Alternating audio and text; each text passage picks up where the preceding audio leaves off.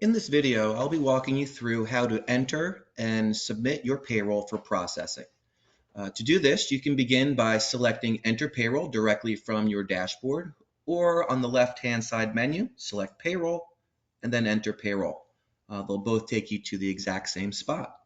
So the first time you select Enter Payroll, you will be taken to your Setup grid. So from here, you have the ability to manipulate the employee's pay on how to pay them. So first, on the left-hand side, we see additional options. If you select the Show Department Only, you'll have an additional column on your grid where you can change the employee's department. If you select Location and Department, you can change the employee's location. If you select Pay Numbers for Secondary Check, this will insert a second column, an additional column where you can differentiate a primary check or a secondary check. The rate ID column is used for variable pay if you would set up rate ID at the employee level. Decimal hours, if you select decimal hours, you'll be able to enter decimals and the system will stay as decimals as opposed to reverting to hours and minutes. Selecting effective date will insert another column where you can enter the date that the employee has worked. If you need to use the enhanced payroll grid options, such as showing the division, a column for a workers' comp job class, or a column to show job numbers, you would select the enhanced pay grid. Manual payroll options are also available here, which will be discussed in another video. On the right side, you will simply select which earning codes you wish to process for your payroll. Once completed, you will select Save on the bottom right. Now your payroll grid is set and will be this way every time you log in. If you ever need to add additional columns, you can always select Setup to go back to the setup, add additional columns as needed, select Save, and you're back into your grid. From here, you are able to obviously enter your employee's hours.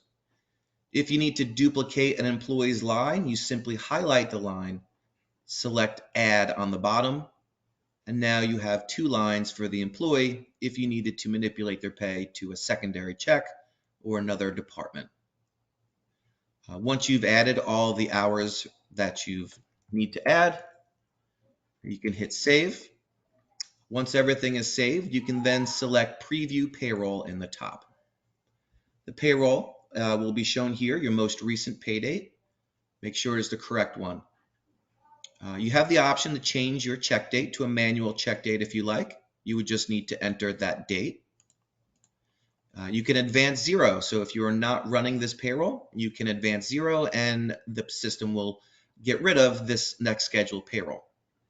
And if you would like all live checks, you can block all direct deposits. Once you've made your options, you'll select Preview. And the system will now do the calculations of the gross to net breakdown and everything that you've entered in the system. If you have any errors or warnings, it will be displayed once the processing is completed. And again, some of these may be just warnings that you have to, just look at. Some employees don't have time. The accrual for vacation isn't set up, and employees don't have enough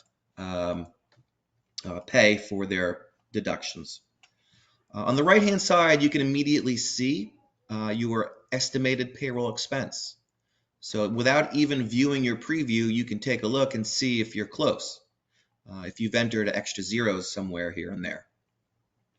By selecting View Preview, it will open up in our report viewer the preview of the payroll that you've just run. From here, you can print it, save it, or even email it over to someone else. Once you're done viewing your preview, you can exit the preview. If you need to make any corrections, you will do so within the system and then reprocess the payroll. If the payroll is sufficient, you will then select Approve Payroll. By selecting Approve Payroll, you will have two options here. Either it will say Approve Payroll like it does here. If I select this, the system will close and verify the payroll and produce the live checks, payroll package, and ACH records. Second option, if this doesn't say approve payroll, it will say notify my payroll rep of approval.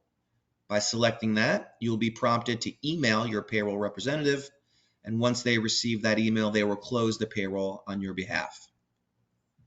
If you have any further questions, please contact your payroll provider.